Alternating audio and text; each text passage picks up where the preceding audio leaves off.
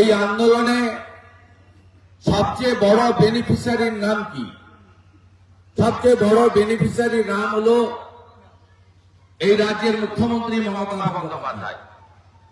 সবচেয়ে বড় বেনিফিশিয়ারি তিনি। কংগ্রেসের মধ্যে থেকে যুব কংগ্রেসের নেত্রী ছিলেন, রাজীব গান্ধী তাকে করেছিল। তিনি সঠিক সময়ে রাজীব গান্ধীর সঙ্গে বিশ্বাসঘাতকতা করেছেন। এখানে আমাকে গদ্দার বলে, এটা পৃথিবীর মধ্যে সবচেয়ে বড় গদ্দারের নাম হচ্ছে মমতা ব্যানার্জি। 98 সালে দল করার পরে কোনো আশ্রয় পায়নি। অটল বিহারী বাজপেয়ী মহামানব, তিনি আশ্রয় দিয়েছিলেন যে বেটি বলে, কন্যা বলে, বাংলার মেয়েকে। তাই এই দলটা সেদিন প্রতিষ্ঠা পেয়ে অস্তিত্ব রক্ষা করতে পেরেছিল 98 সালে। 2001 সালে অটলজির সঙ্গে বিশ্বাসঘাতকতা করেছিলেন। সবাই জানে